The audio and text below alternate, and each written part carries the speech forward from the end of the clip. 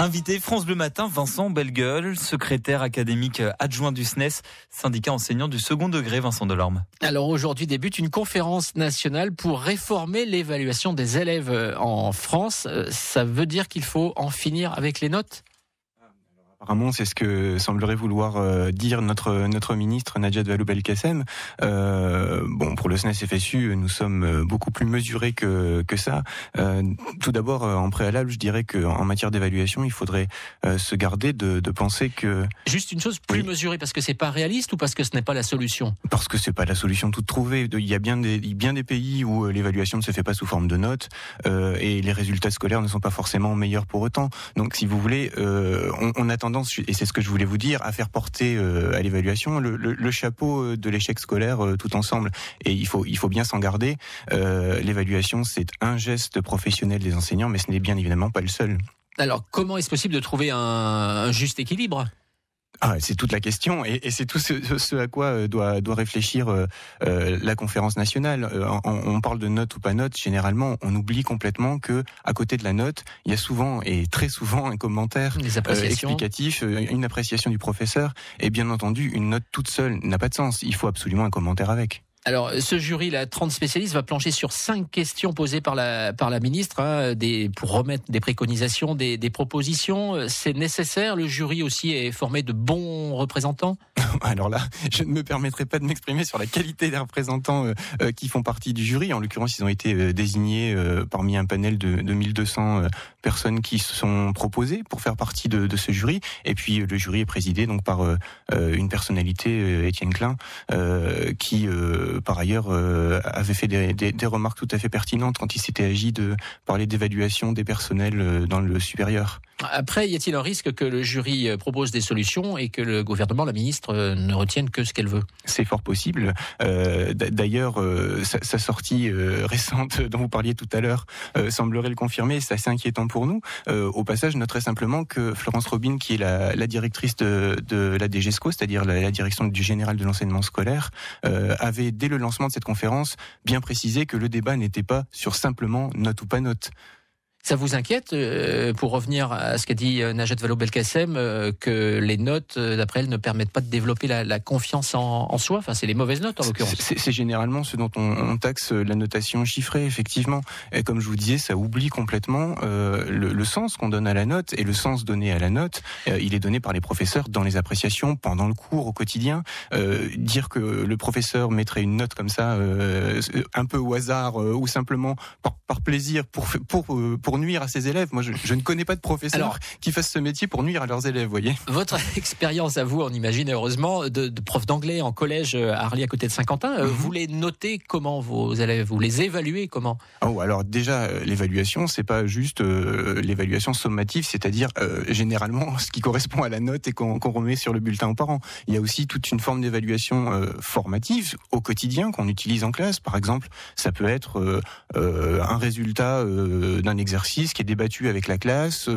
Est-ce que c'est juste ? Pourquoi c'est juste ? Pourquoi ce n'est pas juste ? Mais après, il y a toujours la moyenne du trimestre, la moyenne pour passer dans la classe supérieure. Alors cette question des moyennes de moyenne, effectivement, ça peut tout à fait, ça mérite question. En tout cas, effectivement, c'est pas forcément très pertinent. Mais comme je vous disais, la moyenne est généralement accompagnée d'appréciation et les professeurs ne donnent jamais. Enfin, je ne connais pas de collègues qui donnent de notes comme ça sans dire à quoi correspond la note, quoi. Puis un autre sujet d'actualité, on va revenir ensuite à l'évaluation des élèves dans la question du jour. La future carte des zones prioritaires, il y a un comité technique paritaire qui doit se réunir mercredi prochain. Le rectorat a donné sa liste des collèges classés en réseau d'éducation prioritaire et plus en ZEP. Pour la rentrée 2015, il y a des établissements qui vont sortir de la carte, d'autres qui vont y entrer. Votre avis ? Alors, notre avis est assez pessimiste en l'occurrence. Cette carte de l'éducation c'est pas plus de moyens, c'est pas une bonne nouvelle ? C'est ce qu'on semblerait vouloir nous faire croire en l'occurrence. On a les REP+, et les REP+ étant le cœur de l'éducation prioritaire. Dans l'académie, on avait jusqu'à maintenant 22 établissements éclairs, c'est-à-dire les établissements qui constituaient le cœur de l'éducation prioritaire. Il y avait d'autres labels, mais les éclairs on en aura 13 REP+, à partir de l'année prochaine, ce qui fait quand même un différentiel donc de 13 qui se figurent déjà parmi les 22. Alors Pas 13 forcément. qui figurent déjà parmi les 22, Donc il y en a effectivement. 9 qui sortent alors. Effectivement, dont des lycées qui ne figurent de toute manière pas dans la carte qui nous est proposée, qui auront peut-être un autre label, mais pour l'instant on n'en sait rien, et des établissements effectivement qui sont appelés à sortir de l'éducation prioritaire suite à cette nouvelle carte. Alors bon, a priori, on n'est pas contre la sortie des établissements, pas du tout. Ça n'a jamais été notre discours, au contraire. Mais la sortie des établissements doit bien entendu arriver au moment où la situation socio-économique des établissements, enfin des élèves accueillis dans l'établissement, et la situation des résultats scolaires s'est améliorée nettement. Or, pardon, mais on n'a pas constaté ça dans l'académie jusqu'à maintenant. Eh oui. France Bleu Picardie, 8h17. Vincent Bellegueule, vous êtes secrétaire adjoint du SNES dans l'Académie d'Amiens. Vous êtes notre invité France Bleu Matin. On va vous poser des questions sur lesquelles on ne va pas vous noter, mais on vous demande juste de répondre par oui ou par non. Vous regrettez de ne pas faire partie de ce jury à la conférence nationale sur l'évaluation, alors vous siégez au Conseil supérieur de l'éducation. Ah oui. C'est plus facile de mettre une note en maths qu'en anglais, vous qui êtes prof d'anglais. Non. Vous vous en êtes déjà voulu d'avoir mis une mauvaise note à un élève ? Oui. Le redoublement, selon un récent décret, doit devenir très exceptionnel. Vous êtes d'accord ? Difficile de répondre par oui ou par Allez, non à c'est cette votre question. joker, c'est votre Oui, joker. je crois que je vais utiliser mon joker, si vous le permettez. Est-ce judicieux de vouloir mettre en place à la même rentrée, celle de 2016 en l'occurrence, la nouvelle évaluation et aussi les nouveaux programmes collège et élémentaire ? Oui. Invité France Bleu Matin que vous pouvez réécouter sur internet francebleu.fr. Vincent Bellegueule, secrétaire académique adjoint du SNES, syndicat enseignant du second degré. A tout de suite, vous restez avec nous. L'école doit-elle changer ? C'est notre question du jour France Bleu Picardie. Si elle doit changer, comment ? Quelles sont vos idées ? Quelles sont vos envies ? 03 22 92 58 58. Vous laissez également vos messages sur le Facebook de France Bleu Picardie. Vous avez la parole chaque matin entre 8h15 et 8h30. France Bleu Matin, la question du jour. Il est 8h20, l'école doit-elle changer ? C'est notre question du jour, France Bleu Picardie, Vincent Delorme. Et on en parle avec Vincent Bellegueule, qui est secrétaire adjoint du syndicat SNES dans l'Académie d'Amiens. Et ça vous fait réagir sur Facebook à leur direction, souvent pas tant avec le corps enseignant, c'est ça Vincent ? Exactement, vous pouvez déjà réagir, rejoignez-nous 03 22 92 58 58 pour venir en parler en direct avec nous. Et des messages sur Facebook où effectivement on nous parle de l'école qui doit changer, mais surtout des mentalités des professeurs. Alors, ce sont les messages qu'on a sur Facebook. Vous allez pouvoir réagir, Vincent Bellegueule, notamment David ou encore Marie-Pierre, pour citer les prénoms, qui nous disent qu'on a des enseignants qui sont démotivés, qui ne sont plus autant investis dans leur métier. Voilà les messages qu'on a. Bon, eh bien, écoutez. Alors ça fait plaisir. Comment défendre le corps enseignant ? Comment défendre le corps enseignant ? Alors je dirais que les enseignants démotivés, oui, c'est pas très étonnant, compte tenu du traitement qu'ils ont subi ces dernières années. Enfin, écoutez, moi je. Traitement rémunération ou traitement pas au que, sens... enfin rémunération, je dirais au traitement que l'école a subi ces dernières années. On a quand même eu, alors certes, on a un pouvoir d'achat qui régresse. Pour le coup, on a un point d'indice gelé qui est un point d'indice gelé depuis 2010 quand même, ce qui fait pour le coup régresser nos salaires très concrètement.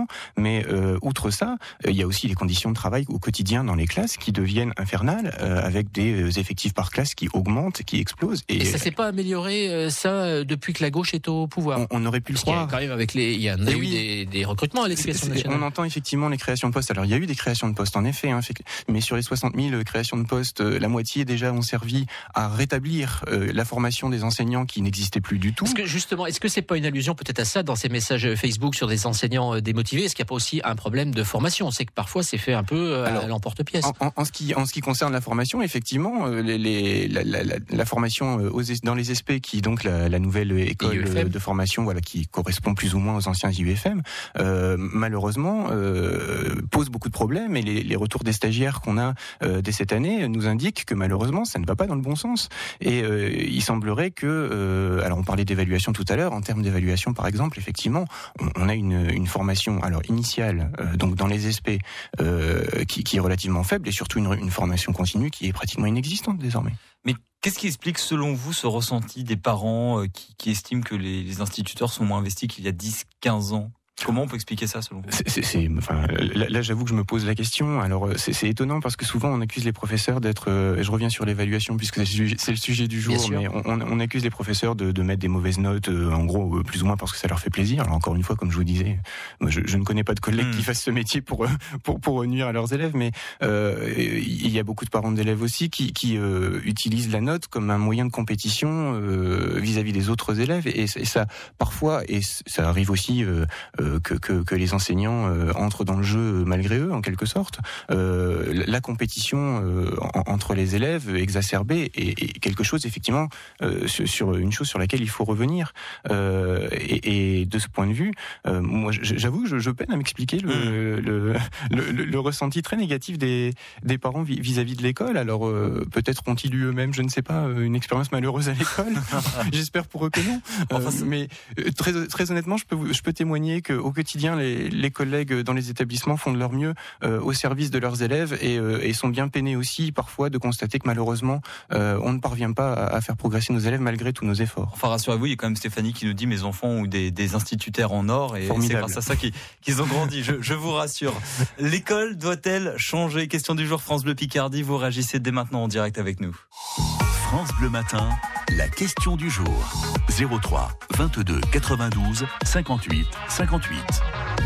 Venez témoigner, venez nous dire ce que vous aimeriez voir changer dans l'école au quotidien, avec des messages sur Facebook également. Message d'un collègue à vous, David, qui nous dit qu'en tant qu'enseignant, je trouve que l'école change assez souvent. Nous avons pratiquement une réforme à chaque nouveau ministre. Nous l'avons encore vu l'année dernière avec la réforme des rythmes scolaires. Est-ce que l'école change trop du coup ? Sachant que là, on est sur un projet de Vincent Payon, je crois, qui a repris à son compte pour l'évaluation par Exact. Oui, tout part de la loi de refondation de 2013, qui est donc le projet porté par Vincent Payon, effectivement. Alors, je crois que je ne peux qu'être d'accord avec ce que dit mon collègue. En l'occurrence, effectivement, les collègues sont assommés de réformes tous les ans. En l'occurrence, des réformes qui sont la plupart du temps pensées sans eux, et c'est bien là le souci, c'est-à-dire que généralement, on aujourd'hui, pense, avec la conférence nationale. Pas aujourd'hui. Écoutez, ma foi, regardez le nombre d'enseignants dans le jury, et puis regardons aussi ce qu'en fera la ministre et ce qu'elle proposera ensuite. Ça risque. On attend les résultats, mais je vous avoue que sa déclaration récente ne fait que m'inquiéter. Vincent Bellegueule, vous êtes secrétaire académique adjoint du SNES, syndicat enseignant du second degré. Vous étiez notre invité France Bleu Matin. Merci beaucoup d'avoir été avec nous. Bonne journée. Merci à vous.